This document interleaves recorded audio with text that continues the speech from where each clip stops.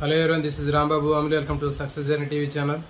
School assistant biological science, అదేవిధంగా హెచ్జేటీకి సంబంధించినటువంటి మెగా డిఎస్ఏ ఆస్పిరెంట్స్ అందరికి కూడా మరి బయాలజికల్ సైన్స్ సంబంధించినటువంటి 10th క్లాస్లో చాలా ముఖ్యమైనటువంటి చాప్టర్ ఇక్కడ మనం డిస్కస్ చేస్తున్నాం అండి. హ్యూమన్ రిప్రొడక్టివ్ సిస్టమ్, మానవ ప్రత్యుత్పత్తి వ్యవస్థ గురించి ఇక్కడ డిస్కస్ చేస్తున్నాం. దీంట్లో చాలా ముఖ్యమైనటువంటి ఇన్ఫర్మేషన్ అనేది మనకు ఉంటుంది. దీని నుంచి ఎక్కువ బిట్లు కూడా రావడానికి అవకాశం ఉంటుంది మనకి. కాబట్టి మరి దీన్ని ఎట్లా ఉంటుంది ఏంటి అనేది ఇక్కడ మనం డిస్కస్ చేద్దామండి.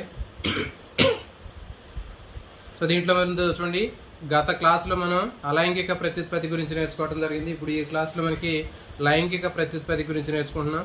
జనరల్గా మనకి చూసినట్లయితే ఫలదీకరణం అనేది తల్లి గర్భంలో కొన్నింటిలో జరగడానికి అవకాశం ఉంటుంది. ఫలదీకరణము తల్లి గర్భానికి బయట జరగడానికి అవకాశం ఉంటుంది. కాబట్టి బాహ్య ఫలదీకరణం అనేది ఒక రకంగా ఉంటుంది, తర్వాత అంతర ఫలదీకరణం. కాబట్టి ఇట్లా మనకి ఫలదీకరణం అనేటటువంటిది 2 రకాలుగా ఉంటుంది, బాహ్య ఫలదీకరణము, అంతర ఫలదీకరణము. స్త్రీజీవి శరీరానికి బయట ఫలదీకరణం జరిగినట్లయితే దాన్ని బాహ్య ఫలదీకరణం అంటారు. అట్లా కాకుండా స్త్రీజీవి శరీరంలో స్త్రీజీవి శరీరానికి బయట ఫలదీకరణం జరిగితే బాహ్య ఫలదీకరణం అంటారు. మరి బాహ్య ఫలదీకరణం జరిపేటటువంటి జీవులకి ఎగ్జాంపుల్ ఏంటి అంటే చేపలు, ఉభయచరాలు. చేపలు, ఉభయచరాలు అనేవి బాహ్య ఫలదీకరణానికి ఉదాహరణలు అండి, గుర్తుపెట్టుకోండి. ఎక్స్టర్నల్ ఫర్టిలైజేషన్ బాహ్య ఫలదీకరణానికి ఉదాహరణ ఏంటి అంటే చేపలు, ఉభయచరాలు. ఫిషెస్, ఆంఫీబియన్స్లో బాహ్య ఫలదీకరణ, ఎక్స్టర్నల్ ఫర్టిలైజేషన్ అనేది జరుగుతుంటుంది.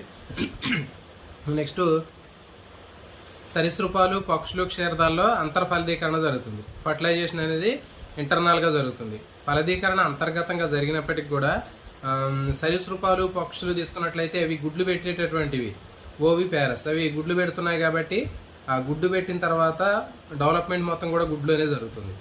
కానీ క్షీరదాలు తీసుకున్నట్లయితే క్షీరదాలు మొత్తం కూడా ఫలదీకరణ లోపల జరుగుతుంది.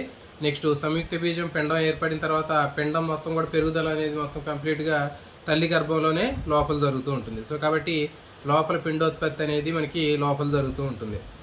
ఇంకా మరి చూడండి, చేపల, ఉభయచరాల్లో అత్యధిక సంఖ్యలో మరి గుడ్లను ఎందుకు విడుదల చేస్తున్నాయి అంటే అవి వాటికి బయట రక్షణ అనేది ఉండదు. మరి తక్కువగా లిమిటెడ్ నెంబర్లో శుక్రకణాలు కానీ అండకణాలు కానీ విడుదల చేసినట్లయితే మరి వాటికి ప్రొటెక్షన్ అనేది లేదు కాబట్టి చాలా వరకు చనిపోయే అవకాశం ఉంటుంది. సర్వైవ్ అవ్వాలంటే ఎక్కువ లార్జ్ నెంబర్లోనే విడుదల చేయాలి. ఎక్కువ మొత్తంలో విడుదల చేసినప్పుడు మాత్రమే వాటిలో కొన్ని మాత్రమే బతకడానికి అవకాశం ఉంటుంది.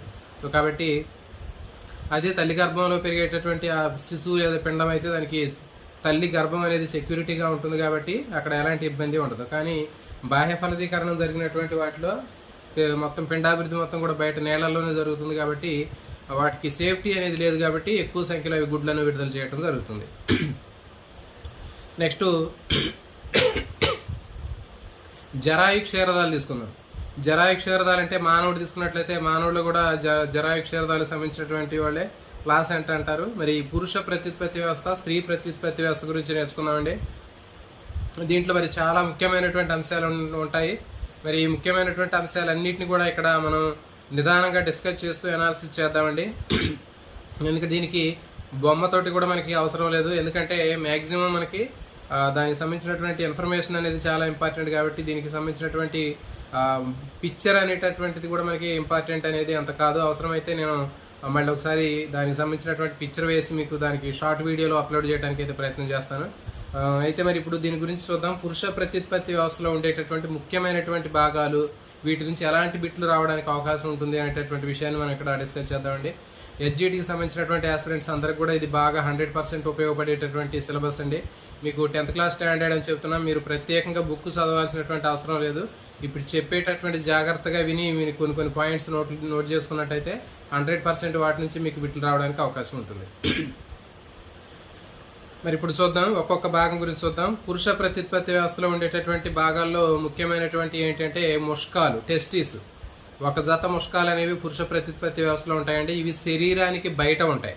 ముష్కాలు అనేవి శరీరానికి బయట ముష్క గోణి అనేటటువంటి ఒక సంచి లాంటి నిర్మాణంలో ఈ ముష్కాలు అనేవి ఉండటం జరుగుతుంది. మరి ఎందుకు ముష్కాలు అనేవి ముష్క గోణి లోపల ఎందుకు ఉంటున్నాయి, శరీరంలో లోపల ఉండవచ్చు కదా అనేటటువంటి క్వశ్చన్ కూడా అడగవచ్చు. ముష్కాలు ఎందుకు ముష్క గోణిలో ఉండాలి, శరీర ఉదరకుహరంలో ఉండాల్సినటువంటి అవసరం ఉంటుంది కదా, మరి అక్కడైనా ఉండొచ్చు కదా, సేఫ్టీ ఉంటుంది కదా అని క్వశ్చన్ అడగవచ్చు. సో దానికి ఆన్సర్ ఏంటి అంటే ముష్కాల నుంచి శుక్రకణాలు తయారవ్వాలి అంటే సాధారణంగా శరీర ఉష్ణోగ్రత కంటే ఒక 2 నుంచి 2.5 డిగ్రీల టెంపరేచర్ అనేది తక్కువగా ఉండాలి. సో మరి కాబట్టి మరి ఆ 2 నుంచి 2.5 డిగ్రీల టెంపరేచర్ తక్కువగా ఉండే టెంపరేచర్ మనకి బయట శరీరానికి బయట ముష్కగోణిలో మాత్రమే ఉంటుంది అక్కడ. ఆ ఉద్దేశంతో మరి శుక్రకణాలు తయారవ్వాలంటే మనకి శరీర ఉష్ణోగ్రత కంటే ఒక 2-3 డిగ్రీలు టెంపరేచర్ తక్కువగా ఉన్నప్పుడు మాత్రమే ఆ శుక్రకణాలు అనేవి మంచిగా తయారవుతాయి. సో ఆ ఉద్దేశంతో శుక్రకణాలు అనేవి ముష్కగోణి లోపల శరీరానికి బయట ఒక పౌచ్ లాంటి స్ట్రక్చర్లో మనకి కనిపిస్తూ ఉంటాయి. అది దానికి సంబంధించినటువంటి ఆన్సర్. సో ఎందుకంటే దీనికి సరైన సమాధానం గుర్తుపెట్టుకోండి, 2 నుంచి 2.5 డిగ్రీలు సెంటీగ్రేడ్ అనేది వాటికి తక్కువ ఉష్ణోగ్రత కావాలి. మన శరీరానికి కావాల్సినటువంటి ఉష్ణోగ్రత కంటే ఒక 2 నుంచి 2.5 డిగ్రీల టెంపరేచర్ తక్కువగా ఉండాలి. ఆ తక్కువగా ఉన్నటువంటి ఉష్ణోగ్రతలో మాత్రమే శుక్రకణాలు అనేవి తయారవడానికి అవకాశం ఉంటుంది. ఇప్పుడు ఫర్ ఎగ్జాంపుల్ మన బాడీ టెంపరేచర్ తీసుకున్నట్లయితే 37 డిగ్రీ సెంటీగ్రేడ్ అని చెప్పాం, కానీ ముష్కాల్లో ఉండేటటువంటి టెంపరేచర్ 35 ఉంటుంది. ఓకే, ఒకవేళ 98.4 డిగ్రీలు ఫారెన్హీట్ ఉంటే 96.54 ఫారెన్హీట్ అనేది మనకి ముష్కగోణిలో ఉంటుంది. సో కాబట్టి ఫైనల్గా మనం ఏం చెప్పాలి అంటే ముష్కాలు అనేవి ముష్కగోణిలో ఎందుకు ఉంటాయి అంటే శుక్రకణాలు తయారవ్వాలి అంటే శరీర ఉష్ణోగ్రత కంటే 2 నుంచి 2.5 డిగ్రీలు టెంపరేచర్ తక్కువగా ఉంటేనే అవి తయారవుతాయి. ఆ ఉద్దేశంతో ముష్కాలు అనేవి ముష్కగోణిలో ఉండి శరీరంలో లోపల ఉండకుండా ఉంటాయి. నెక్స్ట్ మరి ముష్కాల యొక్క నిర్మాణం తీసుకున్నట్లయితే ముష్కం లోపల మనకి చాలా చుట్టలుగా కనిపించేటటువంటి నిర్మాణాలు కనిపిస్తుంటాయి. వీటిని శుక్రోత్పాదక నాళికలు అంటారు. ముష్కం లోపల ఉన్నటువంటి మెలికలు తిరిగినటువంటి చుట్టుకొని ఉన్నటువంటి నిర్మాణాలని ఏమంటారు అంటే శుక్రోత్పాదక నాళికలు, సెమినిఫెరస్ టిబ్యూల్స్ అంటారు. శుక్రోత్పాదక నాళికలు లేదా సెమినిఫెరస్ టిబ్యూల్స్ అంటారు. వీటి లోపల ప్రతి ఒక్క సెమినిఫెరస్ టిబ్యూల్స్ లో లోపల మనకి 2 రకాలైనటువంటి కణాలు ఉంటాయండి. ఆ 2 రకాలైనటువంటి కణాలు ఏంటి అంటే సెర్టోలి కణాలు, లీడిక్ సెల్స్. గుర్తుపెట్టుకోండి, సెర్టోలి కణాలు, లీడిక్ కణాలు. సెర్టోలి కణాల నుంచి శుక్ర కణాలు తయారవుతాయి, స్పెర్మ్స్ ప్రొడ్యూస్ అవుతాయి. గుర్తుపెట్టుకోండి, రెండింటికి ఎస్ ఉంటుందని చెప్పాం. సెర్టోలిలో ఎస్ అనే లెటర్తో స్టార్ట్ అవుతుంది, తర్వాత శుక్ర కణాలు కూడా ఎస్ అనేటటువంటి లెటర్తో స్టార్ట్ అవుతుంది. సో కాబట్టి సెర్టోలి కణాలు స్పెర్మ్స్ని ప్రొడ్యూస్ చేస్తాయి, శుక్ర కణాలని. అదేవిధంగా లీడిక్ కణాలు ఉంటాయి దాంట్లో. ఆ లీడిక్ కణాలు అనేటటువంటివి ఆ టెస్టోస్టిరాన్ అనే హార్మోన్ని ప్రొడ్యూస్ చేస్తాయి. ఓకే, కాబట్టి మనకి లీడిక్ సెల్స్ టెస్టోస్టిరాన్ అనే హార్మోన్ ప్రొడ్యూస్ చేస్తాయి. ఎల్ఎన్టీ అని కోడ్ కూడా మనం చెప్పాం కథలో, ఎల్ఎన్టీ అని గుర్తుపెట్టుకోండి. ఎల్ఎన్టీ అంటే ఏంటంటే ఆ లీడింగ్ సెల్స్ టెస్టోస్టిరాన్ అనే హార్మోన్ని విడుదల చేస్తాయని గుర్తుపెట్టుకోండి. తర్వాత సెర్టోలి కణాలు స్పెర్మ్స్ని ప్రొడ్యూస్ చేస్తాయి. రెండిట్లో ఎస్ తోటి స్టార్ట్ అవుతుంది.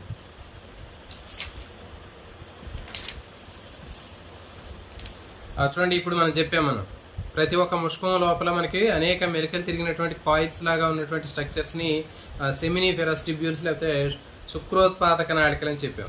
ఆ శుక్రోత్పాదక నాళికల నుంచి చిన్నగా ఉన్నటువంటి నాళాలు వస్తాయి.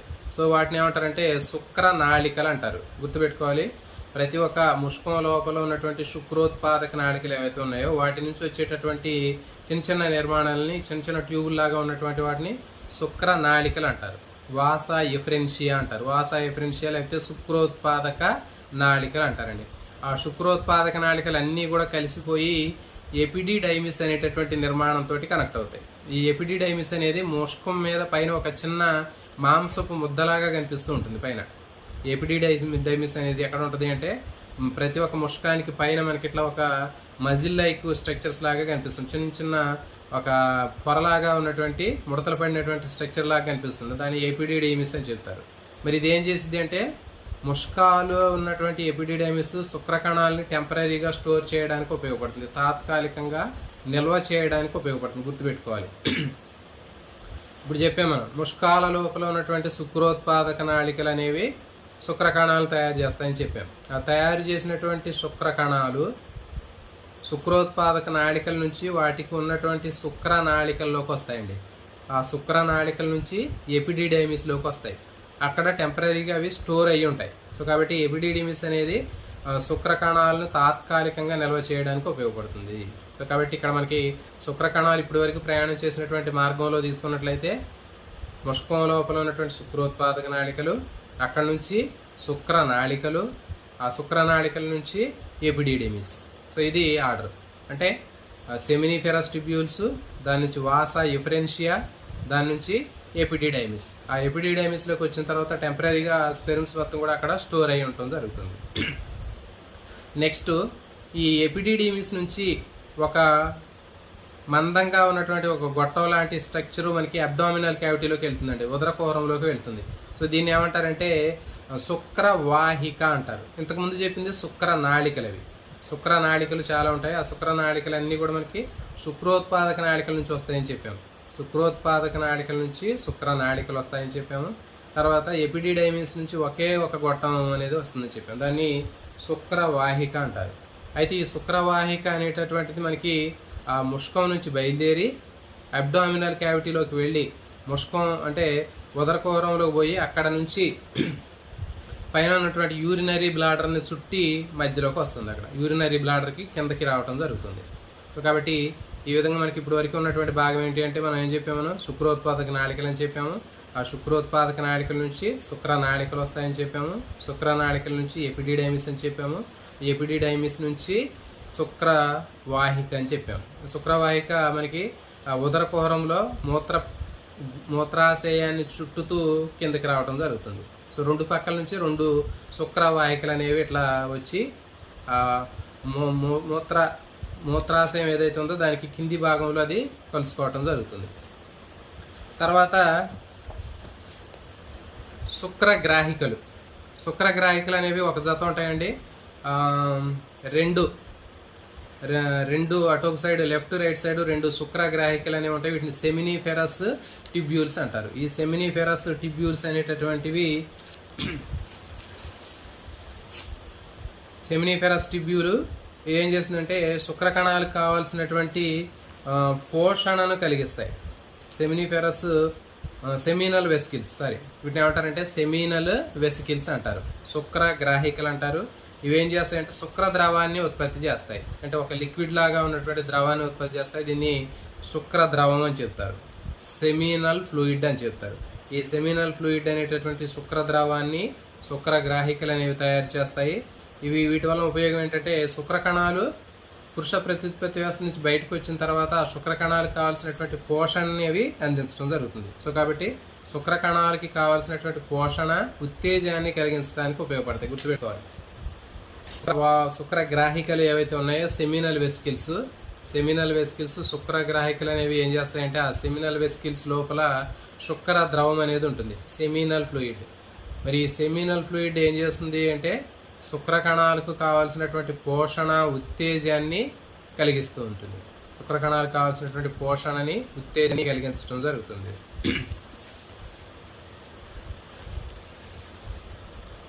నెక్స్ట్ పౌరుష గ్రంథులు గుర్తుపెట్టుకోండి. నెక్స్ట్ ఉండేటటువంటివి దీనికి కనెక్ట్ అయ్యేటటువంటి గ్రంథులు ఏంటంటే పౌరుష గ్రంథులు అని చెప్పాము.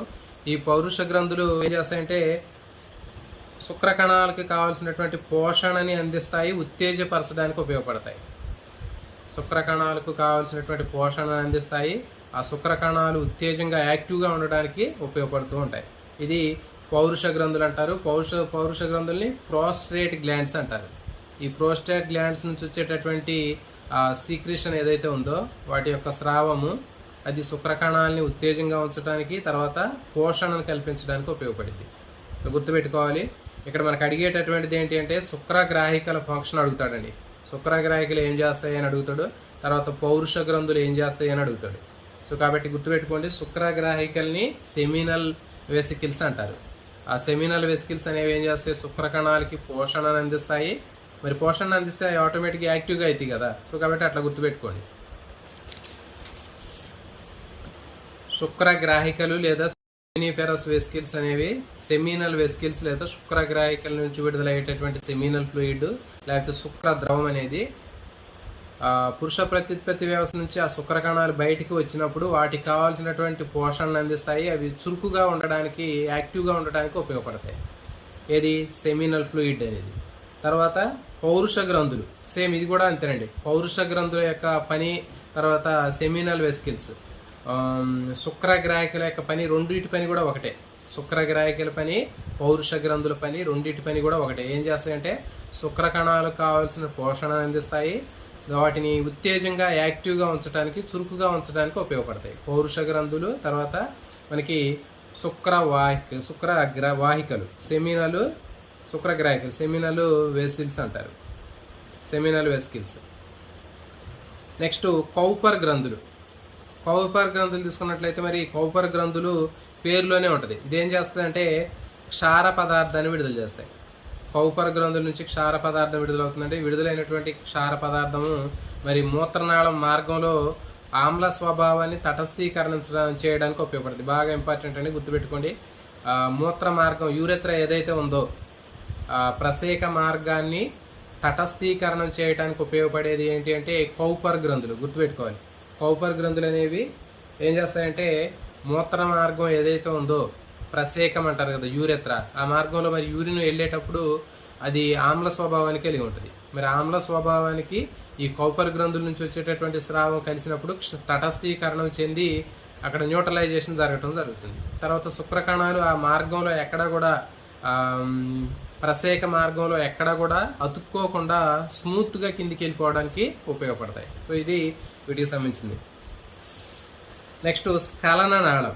చూడండి, ఇప్పుడు శుక్రగ్రాహికలు శుక్రవాహికలు రెండు కూడా కలిస్తే మనకి స్ఖలన నాళం అనేది వస్తుంది.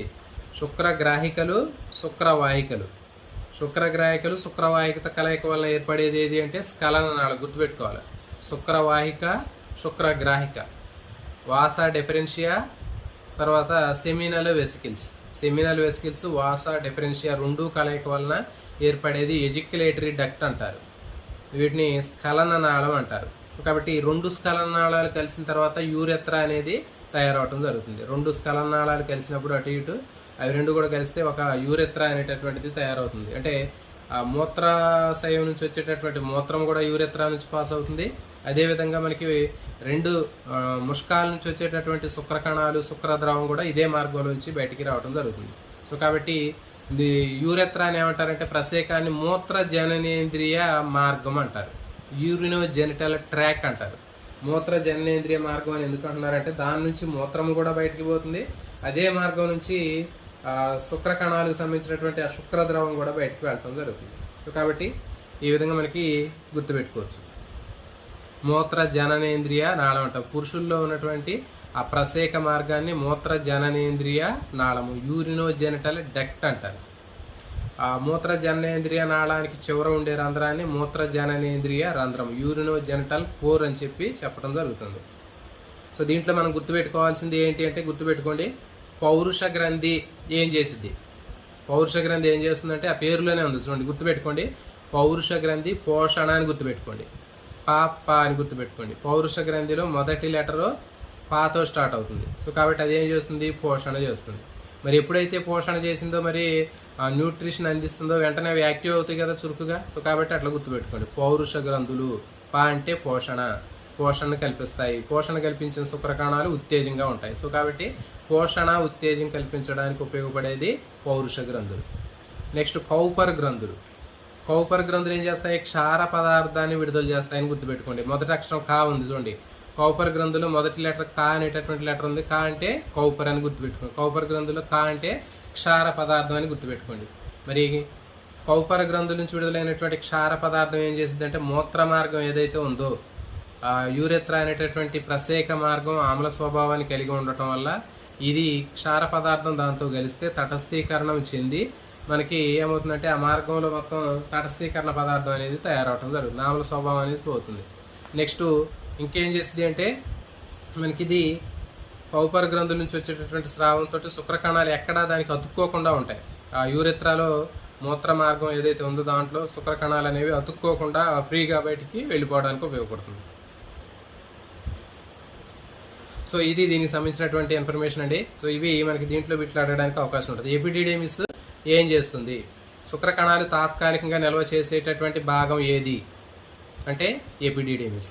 నెక్స్ట్ మూత్ర మార్గంలో యూరెత్రా మార్గం లేకపోతే ప్రసేక మార్గంలో ఆమ్ల స్వభావాన్ని తటస్థీకరించేటటువంటి గ్రంథి ఏది అంటే కౌపర్ గ్రంథులు.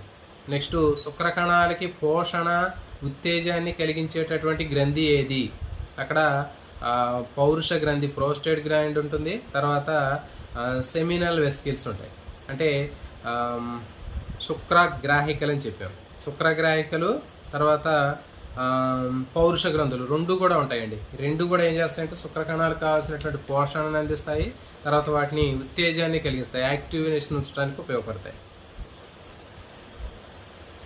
కాబట్టి ఈ మార్గం కూడా చాలా చాలా ఇంపార్టెంట్ అండి. ఈ ట్రాక్ మనం తీసుకున్నట్లయితే దీంట్లో కూడా బిట్లు అడగడానికి అవకాశం ఉంది. సరైనటువంటి వరుస క్రమాన్ని గుర్తించండి అంటాడు. మరి సరైనటువంటి వరుస క్రమంలో మనం ఫస్ట్ ముష్కాలలో ఉన్నటువంటి శుక్రోత్పాదక నాళికల దగ్గర నుంచి వద్దాం. శుక్రోత్పాదక నాళికలు ఫస్ట్. ఆ శుక్రోత్పాదక నాళికల నుంచి శుక్ర నాళికలు. ఓకే, ఆ శుక్ర నాళికలన్నీ కలిస్తే ఎపిడిడెమిస్. ఎపిడిడెమిస్ నుంచి శుక్రవాహిక. ఆ శుక్రవాహిక వచ్చేటప్పుడు ఆ శుక్రవాహిక చివరిలో ఏమవుతుంది, ఒక శుక్రగ్రాహిక కూడా దాంట్లో కనెక్ట్ అవుతుంది. ఆ శుక్రగ్రాహిక శుక్రవాహిక రెండు కలిసి మనకి ఈ వై షేప్లో ఉన్నటువంటి ఇట్లా మనకి రెండు, ఇది శుక్రవాహిక, ఇది పైన శుక్రగ్రాహిక. ఈ శుక్రగ్రాహిక రెండు కూడా కలిసిపోయి మనకి ఒక ట్యూబ్ అనేది కామన్గా ఉన్నటువంటి ఒక పైప్ అనేది వస్తుంది. సో దాన్ని ఏమంటారంటే ఎజిక్యులేటరీ డక్ట్ అంటారు, స్ఖలనాళం అంటారు. రెండు స్ఖలనాళాలు కూడా కలిసిపోయి మనకి ప్రసేకం అనేటటువంటిది, యూరెత్రా అనేటటువంటిది తయారవుతుంది. యూరెత్రా లేదా ప్రసేకం అనేది తయారవుతుంది. ఇది దీనికి సంబంధించినటువంటి మార్గం. నెక్స్ట్ శుక్రకణాలు. శుక్రకణం యొక్క నిర్మాణం తీసుకున్నట్లయితే శుక్రకణంలో మనకి ముఖ్యమైనటువంటి భాగాలు తీసుకున్నట్లయితే తల ఉంటుంది, హెడ్ అంటారు. దాని తర్వాత నెక్ ఉంటుంది, మెడ అంటారు. దాని తర్వాత మొండెం ఉంటుంది, లేకపోతే మిడిల్ పీస్ అంటారు. తర్వాత టెయిల్, ఈ భాగాలు ఉంటాయి. అయితే తల భాగం తీసుకున్నట్లయితే తల భాగంలో చాలా ముఖ్యమైనటువంటి చివరి భాగంలో యాక్రోజోమ్ అనేటటువంటిది ఉంటుందండి. చాలా చాలా ఇంపార్టెంట్. ఇది శుక్రకణం అండంలోకి చొచ్చుకుపోవడానికి ఉపయోగపడుతుంది. శుక్రకణం అండంలోకి చొచ్చుకుపోవడానికి ఉపయోగపడేటటువంటి శుక్రకణంలో ఉన్నటువంటి భాగం ఏది అంటే యాక్రోజోమ్ అని గుర్తుపెట్టుకోండి. యాక్రోజోమ్ శుక్రకణము అండంలోకి చొచ్చుకుపోవడానికి ఉపయోగపడుతుంది. చివర సూదిలాగా ఉంటుంది, అది అండంలోకి చొచ్చుకు పెనిట్రేషన్ కోసం అది ఉపయోగపడుతుంది. నెక్స్ట్ మెడ భాగం అనేది మధ్య భాగాన్ని తర్వాత తల భాగాన్ని కలిపేటటువంటిది మెడ భాగం. తర్వాత మధ్య భాగం మిడిల్ పీస్ తీసుకున్నట్లయితే దాంట్లో మైటోకాండ్రియాలు ఉంటాయి, గుర్తుపెట్టుకోవాలి. మధ్య భాగంలో మైటోకాండ్రియాలు అని ఉంటాయి. దాంట్లో రెండింటికి కూడా సేమ్ ఉంటుందండి. మధ్య భాగంలో మిడిల్ పీస్లో ఉండేటటువంటి ఏంటి అంటే మైటోకాండ్రియాలు. ఇవేం చేస్తాయంటే శక్తిని ఉత్పత్తి చేయడం జరుగుతుంది. ఇవన్నీ కూడా శక్తిని ఉత్పత్తి చేయడానికి ఉపయోగపడుతూ ఉంటాయి. మైటోకాండ్రియల్ ఎనర్జీ ప్రొడ్యూస్ చేయడానికి ఉపయోగపడతాయి. నెక్స్ట్ వచ్చేసి తోక భాగం. తోక భాగం సన్నగా పొడవుగా ఉంటుంది. ఇది శుక్రకణం చలనానికి ఉపయోగపడుతుంది.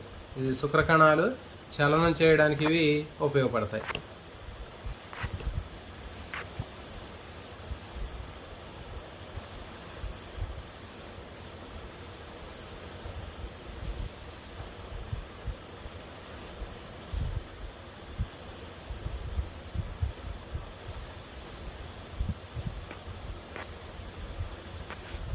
ఒక్క నిమిషం వెయిట్ చేయండి.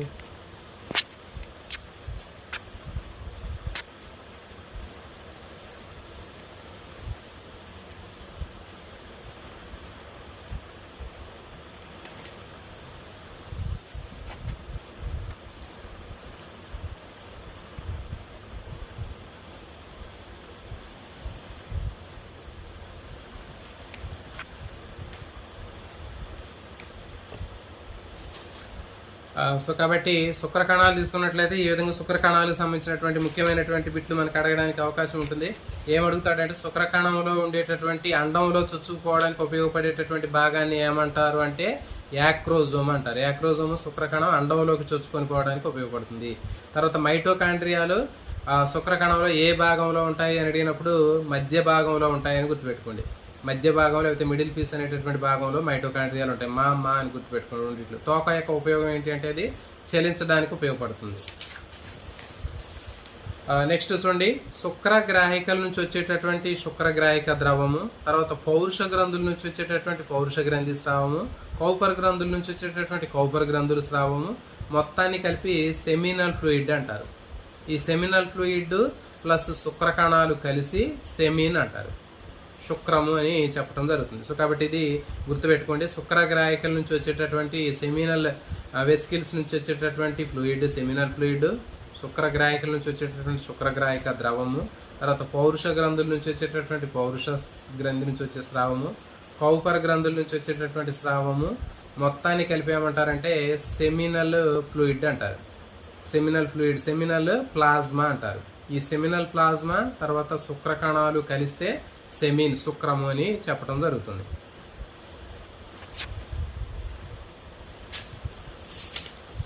నెక్స్ట్ స్త్రీ ప్రత్యుత్పత్తి వ్యవస్థ. స్త్రీ ప్రత్యుత్పత్తి వ్యవస్థ తీసుకున్నట్లయితే స్త్రీ ప్రత్యుత్పత్తి వ్యవస్థలో ఒక జత స్త్రీ బీజకోశాలు అనేవి ఉంటాయండి. ఈ 2 స్త్రీ బీజకోశాలు ఉదర కుహరంలో మనకి కనిపిస్తుంటాయి. ఈ 2 స్త్రీ బీజకోశాలు ఉదర కుహరంలో కనిపిస్తూ ఉంటాయి. ఈ స్త్రీ బీజకోశాలు లోపల గ్రాఫియన్ పుటికలు అనేవి ఉంటాయండి. స్త్రీ బీజకోశాల లోపల ఉండేటటువంటి పుటికల లాంటి నిర్మాణాలని గ్రాఫియన్ ఫోలికిల్స్ లేకపోతే గ్రాఫియన్ పుటికలు అంటారు.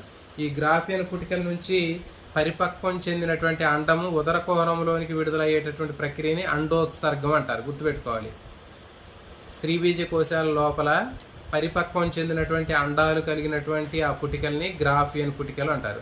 ఈ గ్రాఫియన్ పుటికలు ఏమవుతాయంటే పగిలిపోయి దానిలో ఉన్నటువంటి పరిపక్వం చెందినటువంటి అండం అనేది ఉదర కుహరంలోకి విడుదలవుతుంది. ఆ విడుదలయ్యేటటువంటి ప్రక్రియని అండోత్సర్గము, ఓవ్యులేషన్ అంటారు.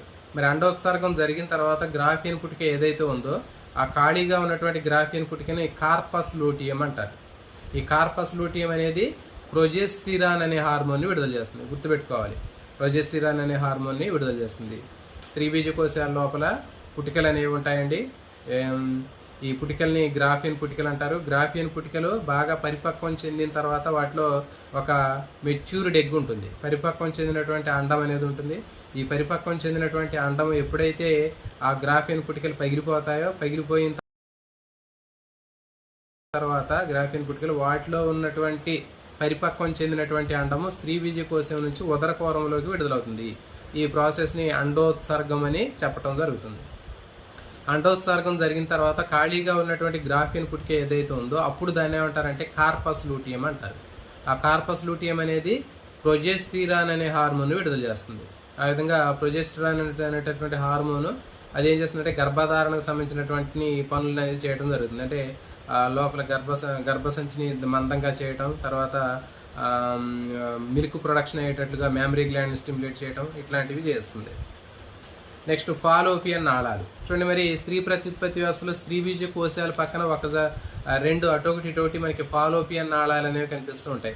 మరి ఈ ఫాలోపియన్ నాళాలు ఏం చేస్తాయంటే ఉదర కుహరంలోకి విడుదలైనటువంటి అండం ఏదైతే ఉందో ఆ పరిపక్వం చెందినటువంటి అండాన్ని అది అబ్జార్బ్ చేసుకుంటాయి.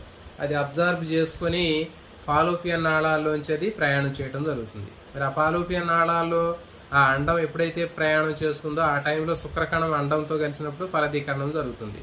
సో ఇక్కడ గుర్తుపెట్టుకునే అంశం ఏంటి అంటే స్త్రీ ప్రత్యుత్పత్తి వ్యవస్థలో ఏ భాగంలో ఫలదీకరణం జరుగుతుంది అంటారు. చాలా చాలా ఇంపార్టెంట్ అండి.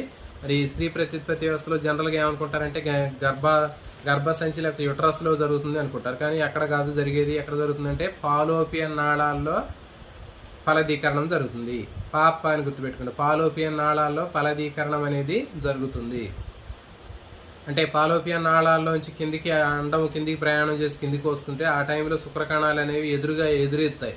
ఆ ఎదురుగా ఎదుకుంటూ వచ్చి ఆ ఫాలోపియన్ నాళాల దగ్గరికి వచ్చిన తర్వాత అక్కడ ఫలదీకరణం అనేది జరుగుతుంది. ఇది ఇంపార్టెంట్. ఫాలోపియన్ నాళాల్లో ఫలదీకరణం చెందిన తర్వాత ఫలదీకరణం చెందినటువంటి అండం కదులుకుంటూ కిందికి రావడం జరుగుతుంది. గర్భాశయంలోకి వస్తుంది. గర్భాశయంలోకి వచ్చిన తర్వాత గర్భాశయ గోడల్ని అది అతుక్కుంటుంది. ఈ విధంగా గర్భాశయ గోడల్ని ఫలదీకరణం చెందినటువంటి అండం అతుక్కోవటాన్ని అండ ప్రతిస్థాపన అంటారు. పిండ ప్రతిస్థాపన అంటారు. ఇంప్లాంటేషన్ అంటారు ఇంగ్లీష్లో.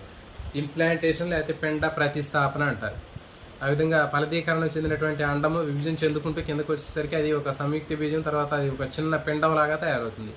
ఆ తయారైనటువంటి పిండం ఏం చేస్తుందంటే ఆ గర్భాశయ గోడలకి యుటరస్ వాల్స్కి గట్టిగా అతుక్కోవడం జరుగుతుంది. ఈ విధంగా అతుక్కునేటటువంటి ప్రాసెస్ని ఏమంటారంటే ఇంప్లాంటేషన్, పిండ ప్రతిస్థాపన అంటారు. ఇక్కడ మొత్తం కూడా ఇక డెవలప్మెంట్ మొత్తం కూడా గర్భసంచి లోపల జరుగుతుందండి. 9 నెలలు గర్భసంచి లోపల మొత్తం శిశువు మొత్తం పెరుగుదల జరిగిన తర్వాత 9 నెలలకి శిశువు బయటికి రావడం జరుగుతుంది.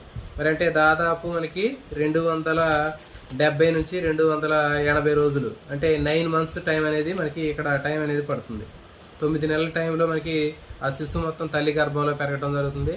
తల్లి గర్భంలో శిశువు పెరిగేటప్పుడు ఆ శిశువుని రక్షించడం కోసం 4 ముఖ్యమైనటువంటి బాహ్య పొరలు అనేవి ఉంటాయి. వాటిని పిండ బాహ్య త్వచాలు అంటారు. ఎక్స్ట్రా ఎంబ్రియోనిక్ మెంబ్రెయిన్స్ లేకపోతే పిండ బాహ్య త్వచాలని చెప్పడం జరుగుతుంది. ఈ పిండ బాహ్య త్వచాలు అనేవి పిండానికి రక్షణ కోసం ఉపయోగపడతాయి. అవి ఏమేం చేస్తాయి అనేటటువంటిది ఇక్కడ నేర్చుకుందాం. ఖచ్చితంగా వీటిలో నుంచి బిట్టాడడానికి అవకాశం ఉంటుందండి. ఫస్ట్ ఉల్బము, ఆమ్నియా అంటారు. పిండానికి బయట ఉండేటటువంటి పొర ఏంటి అంటే ఆమ్నియా అంటారు, ఉల్బము అంటారు. ఉల్బం అనేటటువంటి ఆమ్నియాలో ఉల్బక ద్రవం అనేటటువంటిది ఉంటుంది. ఆ ఉల్బక ద్రవం అనేటటువంటిది ఏం చేసింది అంటే పిండాన్ని డ్రై అయిపోకుండా ఉంచుతుంది, అంటే పిండం ఎండిపోకుండా ఉంచుతుంది. తర్వాత ప్రొటెక్షన్ కూడా చేసింది, అంటే బయట నుంచి కలిగేటటువంటి ఎక్స్టర్నల్గా వచ్చేటటువంటి షాక్స్ ఏవైనా ఉంటే కానివ్వండి, జర్క్స్ కానివ్వండి, షాక్స్ కానీ పిండానికి తగలకుండా పిండాన్ని ప్రొటెక్ట్ చేయడానికి ఉపయోగపడేటటువంటిది ఏంటంటే ఉల్బము. ఉల్బం లోపల ఉన్నటువంటి ఉల్బ ద్రవం అని గుర్తుపెట్టుకోవాలి.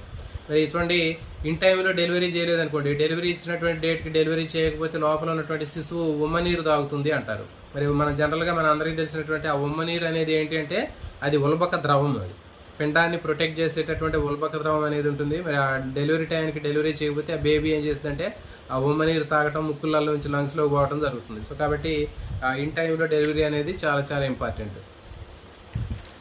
కాబట్టి మనకి అడిగేటటువంటి క్వశ్చన్ ఏంటంటే పిండాన్ని బాహ్య అఘాతాల నుంచి, ఎక్స్టర్నల్ షాక్స్ నుంచి ప్రొటెక్ట్ చేసేటటువంటి పొర ఏది అంటే ఉల్బం అని చెప్పాలి. ఉల్బంలో ఉండేటటువంటిది ఏది అంటే ఉల్బక ద్రవము.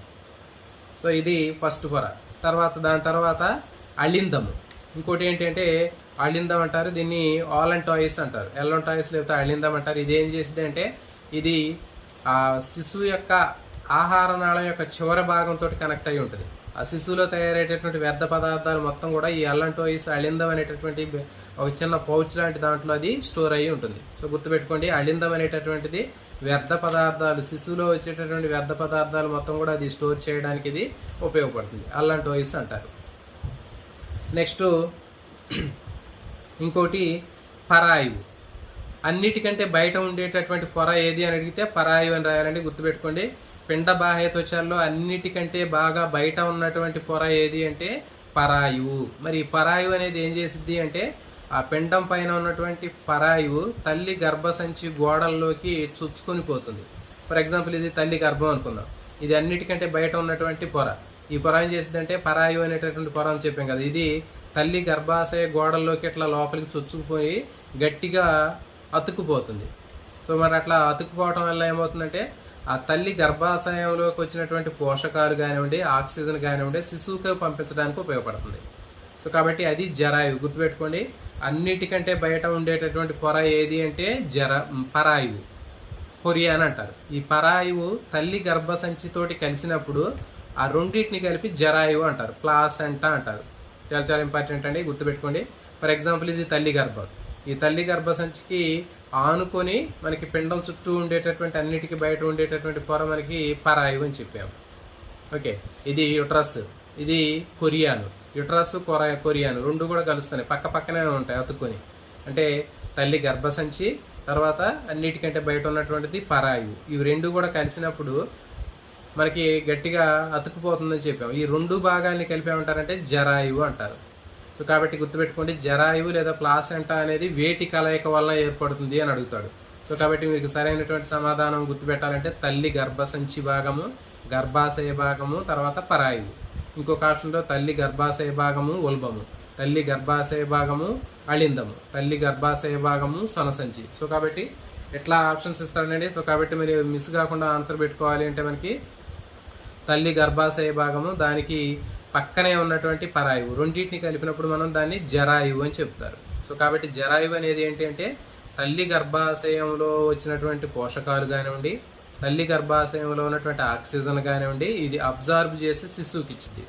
అంటే శిశువు డైరెక్ట్గా ఫీడింగ్ అనేది ఉండదు, శిశువు నోటి ద్వారా ఆహారం తీసుకోవటం ఉండదు, ముక్కు ద్వారా గాలి పీల్చుకోవటం అనేది ఉండదు. అయినప్పటికీ మరి ఆ తల్లి గర్భంలో శిశువుకి ఇవన్నీ ఎట్లా జరుగుతున్నాయంటే ఆహారము, పోషణ, విసర్జన ఇవన్నీ కూడా రక్తం ద్వారా జరుగుతూ ఉంటాయి. అంటే తల్లి గర్భాశయానికి శిశువుకి మధ్య ఉండేటటువంటి కనెక్టింగ్ ఏంటి అంటే జరాయువు అని చెప్పాము. ఇప్పుడు ఈ జరాయువు నుంచి ఒక బొడ్డు తాడు నిర్మాణం అనేది వస్తుంది, అంబిలికల్ కార్డ్ అంటారు. ఈ బొడ్డు తాడు అనేది ఈ జరాయువు నుంచి వచ్చి శిశువు యొక్క బొడ్డు దగ్గరికి కనెక్ట్ అయి ఉంటుందని చెప్పాము. సో ఈ బొడ్డు ద్వారా ఏమవుతుందంటే ఈ బొడ్డు తాడు ద్వారా, అంబిలికల్ కార్డు ద్వారా ఆ శిశువుకు కావాల్సినటువంటి పోషక పదార్థాలు వెళ్తాయి, శిశువుకు కావాల్సినటువంటి ఆక్సిజన్ వెళ్తుంది.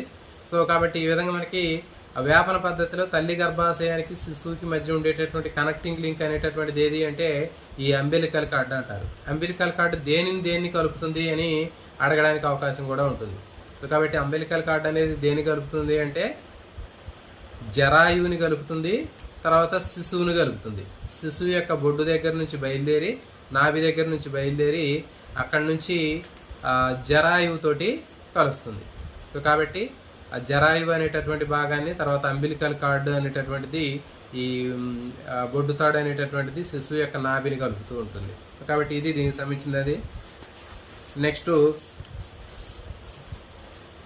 ఇంకోటి స్వనసంచి అని చెప్పాం. మరి స్వనసంచి అనేది ఈ ప్లాసెంటల్ మ్యామల్స్లో అంటే జరాయు క్షీరదాల్లో దీని పాత్ర చాలా తక్కువగా ఉంటుంది. ఎందుకంటే తల్లి గర్భంలో ఉంది కాబట్టి మరి తల్లి గర్భాశయం నుంచి డైరెక్ట్గా ఆ న్యూట్రియంట్స్, పోషకాలన్నింటినీ కూడా డైరెక్ట్గా అంబిలికల్ కార్డు ద్వారా, బొడ్డుతాడు ద్వారా ఇది తీసుకుంటుంది శిశువు. కానీ మరి అండోత్పాదక జీవులు తీసుకున్నట్లయితే మరి పక్షులు కానివ్వండి, క్షీరదాలు తీసుకుంటే అవి గుడ్లు పెడితే ఆ గుడ్లన్నీ బయట ఓపెన్ ప్లేస్లో పెడతాయి. మరి అప్పుడు తల్లికి సంబంధం ఉండదు కదా. మరి శిశువు పెరుగుదల జరగాలంటే వాటికి న్యూట్రియంట్స్ కావాలి. సో కాబట్టి ఆ పోషకాలను అందించడం కోసం మనకి ఆ స్వనసంచి అనేది ఉంటుంది. గుర్తుపెట్టుకోండి, ఈ స్వనసంచి అనేది కేవలం అండోత్పాదకాల్లోనే మాత్రమే ఉంటుంది. ఆ శిశువు పెరిగేటప్పుడు ఆ శిశువుకు కావాల్సినటువంటి పిండానికి కావాల్సినటువంటి పోషకాలను అందించడానికి మనకి ఈ స్వనసంచి అనేది ఉపయోగపడుతుంది. కోళ్ళు కానివ్వండి, కోడి పిల్లలు కానివ్వండి, పక్షులు కానివ్వండి, వీటన్నింటిలో కూడా మనకి ఇది కనిపిస్తూ ఉంటుంది. సో ఇది దీనికి సంబంధించినటువంటి ఇన్ఫర్మేషన్. అంటే జరాయువు 12 వారాలకి ఏర్పడుతుంది. గుర్తుపెట్టుకోవాలి, జరాయువు ఏ సమయంలో ఏర్పడుతుంది అంటే 12 వారాలకి జరాయువు అనేది ఏర్పడుతుంది. సో ఇది ఇంపార్టెంట్, గుర్తుపెట్టుకోండి. జరాయువునే మాయ అని కూడా అంటూ ఉంటారు. జరాయువునే లేకపోతే మాయ వేసింది. జనరల్గా మనకి పశువులు అవి ఈనిన తర్వాత, దూడ పుట్టిన తర్వాత 1 గంట తర్వాత ఒక సంచి లాంటిది బయటకు వస్తూ ఉంటుంది, మాయ వేసింది అని చెప్తారు. సో కాబట్టి అది ఏంటి అంటే మనకి జరాయువు అని చెప్పి చెప్పడం జరుగుతుంది. సో కాబట్టి మనం ఒకసారి వీటికి సంబంధించినటువంటి విధులను మళ్ళీ ఒకసారి డిస్కస్ చేద్దామంటే, ఉలభం అనేది రక్షణ కోసం ఉపయోగపడుతుందని చెప్పాము. అదేవిధంగా పిండం ఎండిపోకుండా ఉపయోగపడుతుందని చెప్పాము. నెక్స్ట్ అళిందం. అళిందం అనేది ఆహార నాళం యొక్క చివరి భాగంతో ఉండి శిశువుకు సంబంధించినటువంటి వ్యర్థ పదార్థాలను స్టోర్ చేయడానికి అళిందం అనేది, అల్లంటోయిస్ అనేది ఉపయోగపడుతుందని చెప్పాము. నెక్స్ట్ పరాయువు. పరాయువు అనేది అన్నిటికంటే బయట ఉండేటటువంటి పొర అని చెప్పాము. ఇది తల్లి గర్భంతో కలిసినప్పుడు జరాయువు అనేది ఏర్పడుతుంది. ఈ జరాయువు నుంచి అంబిలికల్ కార్డు, బొడ్డుతాడు అనేది ఏర్పడి శిశువుతో కనెక్ట్ అయ్యి శిశువుకు కావాల్సినటువంటి పోషకాలను కానివ్వండి, లేకపోతే ఆక్సిజన్ కానివ్వండి, వ్యర్థ పదార్థాలు కానీ ట్రాన్స్ఫర్ చేయడానికి ఉపయోగపడుతుంది. నెక్స్ట్ స్వనసంచి అనేది కేవలం అండోత్పాదకాల్లో మాత్రమే ఉంటుంది. తర్వాత శిశువు 9 నెలలు పెరుగుతుందని చెప్పారు. 280 రోజులు శిశువు తల్లి గర్భంలో పెరుగుతుందని చెప్పాం. సో ఈ విధంగా పెరుగుదల జరిగేటప్పుడు మొత్తాన్ని దాన్ని ఏమంటారు అంటే గర్భావధి కాలము, గెస్టేషన్ పీరియడ్ అని చెప్తారు. శిశువు తల్లి గర్భంలో డెలివరీ అయ్యే వరకు జరిగేటటువంటి ఈ మార్పులు ఏవైతే ఉన్నాయో ఈ మొత్తం పెరుగుదలను ఏమంటారంటే గర్భావధి కాలము, గెస్టేషన్ పీరియడ్ అని చెప్పడం జరుగుతుంది. తర్వాత 3 నెలల పిండాన్ని ఫీటస్, భ్రూణము అంటారు. చాలా చాలా ఇంపార్టెంట్ అండి. 3 నెలల పిండాన్ని ఏమంటారంటే భ్రూణము అంటారు, ఫీటస్ అని చెప్తారు. ఇది ఇంపార్టెంట్. తర్వాత డెలివరీ, శిశుజన్నం. శిశుజన్నం అనేది ఏ విధంగా జరుగుతుంది అనేది మనం తీసుకున్నట్లయితే చూడండి, డెలివరీ టైంలో శిశువు అప్పటి వరకు శిశువు ఏ విధంగా రకరకాలుగా అటు ఇటు మూవ్మెంట్స్ చేస్తున్నప్పటికీ కూడా డెలివరీ టైంలో శిశువు అనేది కరెక్ట్గా పొజిషన్కి రావడం జరుగుతుంది. అంటే తల కింది భాగానికి, తర్వాత కాళ్ళు పై భాగానికి రావడం జరుగుతుంది. అంటే డెలివరీ కరెక్ట్గా పొజిషన్ అనేది తల కిందకు ఉంటుంది, కాళ్ళు పైకి ఉండేటటువంటి పొజిషన్ అనేది కరెక్ట్ నార్మల్ పొజిషన్. ఒకవేళ కాళ్ళు కిందకున్నాయి అనుకోండి, శిశువు డెలివరీ అవ్వటం అనేది చాలా కష్టం అవుతుంది. అప్పుడు శిశువు బిడ్డ అడ్డం తిరిగిందని మనం వింటూ ఉంటాం. సో కాబట్టి ఆ పొజిషన్లో డెలివరీ అనేది కష్టంగా ఉంటుంది. మరి ఆ టైంలో చూడండి, శిశువు డెలివరీ అయ్యే టైంలో మనకి ఆక్సిటోసిన్ అనే హార్మోన్ విడుదలవుతుందని చెప్పాం. ఈ ఆక్సిటోసిన్ అనే హార్మోన్ ఏం చేసింది అంటే గర్భాశయ గోడలను స్టిమ్యులేట్ చేసి అవి సంకోచ సడలికలు చేయడం వల్ల పెయిన్స్ అనేవి రావడం వల్ల నార్మల్ డెలివరీ అవుతుందని చెప్పేసి మనం చెప్పుకోవడం కూడా జరిగింది. ఆ డెలివరీ అయిన తర్వాత మనకి శిశువు ఎప్పుడైతే బయటకు వచ్చిన తర్వాత నాభి అనేటటువంటిది, బొడ్డు తాడు అనేటటువంటిది కూడా మనకి ఆ శిశువు దగ్గర ఉంటుంది. నాభి రజ్జు అని చెప్తారు. ఆ నాభి రజ్జు అనేటటువంటి దాన్ని కొంచెం ఉంచేసి దాన్ని కట్ చేయడం జరుగుతుంది. తర్వాత శిశుజన్నం జరిగిన తర్వాత తల్లికి వెంటనే చేయాల్సినటువంటి పని ఏంటి అంటే మిల్క్ ఫీడింగ్ చేయించడం. బేబీకి ఫీడింగ్ అనేది ఖచ్చితంగా చేయించాలి. ఎందుకంటే ఆ ఫస్ట్ టైం చేయించేటటువంటి ఫీడింగ్ ఏదైతే ఉందో ఆ పాలలో మంచి కొలెస్ట్రాల్ అనేటటువంటి పదార్థం ఉంటుంది. ముర్రు పాలు అని చెప్తారు కదా. కొలెస్ట్రాల్ అనేటటువంటి మంచి పోషకాలు కలిగినటువంటి, మంచి ఇమ్యూనిటీ కలిగినటువంటి పాలు అనేవి ఉంటాయి. ఆ మిల్క్ బేబీకి ఫీడింగ్ చేయడం వల్ల శిశువు హెల్తీగా ఉండి ఆరోగ్యంగా ఉండడానికి అవకాశం ఉంటుంది. భవిష్యత్తులో అలాంటి వ్యాధులు కూడా రావడానికి అవకాశం అనేది ఉండదు. దాన్ని ప్రథమ స్తన్యం అంటారు. ప్రథమ స్తన్యం లేదా కొలెస్ట్రాల్ అని పిలుస్తారు. సో ఇది దీనికి సంబంధించిందండి. పురుష స్త్రీ ప్రత్యుత్పత్తి వ్యవస్థకు సంబంధించినటువంటిది. ఖచ్చితంగా వీటిలో బిట్లు ఏమన్నా అడిగితే ఇట్లాంటి ఇంతకంటే ఎక్కువగా డెప్త్గా కూడా అడగడానికి అవకాశం లేదు. నెక్స్ట్ టాపిక్ రేపు ఇంకొక టాపిక్ గురించి డిస్కస్ చేద్దాం. మొక్కల్లో ప్రత్యుత్పత్తిని గురించి మనం రేపు డిస్కస్ చేద్దాము. ఇది ఒక టాపిక్. తర్వాత సెల్ డివిజన్కి సంబంధించింది ఒకరోజు డిస్కస్ చేస్తే మనకి ఈ చాప్టర్ అనేది కంప్లీట్ అయిపోతుంది. దాదాపు ఎవరైతే మరి స్కూల్ అసిస్టెంట్కి సంబంధించినటువంటి ఆస్పిరెంట్స్ ఉంటారో ఖచ్చితంగా మీరు ఇంటర్మీడియట్కి సంబంధించినటువంటి లెసన్స్ కూడా మీరు చూసుకున్నట్లయితే ఎక్కువ మీకు యూజ్ అనేది ఉంటుంది. మన ఛానల్లో ఇంటర్కి సంబంధించినటువంటి క్లాసులు కూడా రెగ్యులర్గా చేస్తున్నాం. సో కాబట్టి మీరు అందరూ కూడా రెగ్యులర్గా ఫాలో అయ్యి మరి వీడియోలు మిస్ అవ్వకుండా చూస్తారని ఆశిస్తున్నాము. అదేవిధంగా మనం చేసేటటువంటి ఇంటర్మీడియట్కి సంబంధించినటువంటి వీడియోలు ఎలా ఉన్నాయి అనేది మీరు ఒకసారి కామెంట్ చేయండి అండి.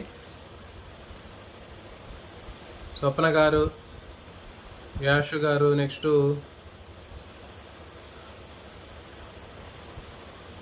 మధు గారు, పద్మ గారు,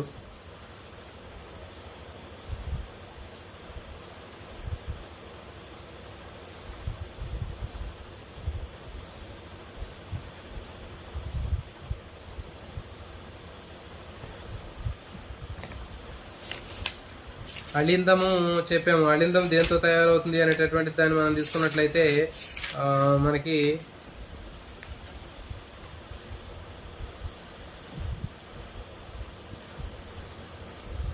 అలిందం అనేది ప్రత్యేకంగా దేని నుంచి తయారవుతుంది అనేది కాదు, అలిందం నుంచి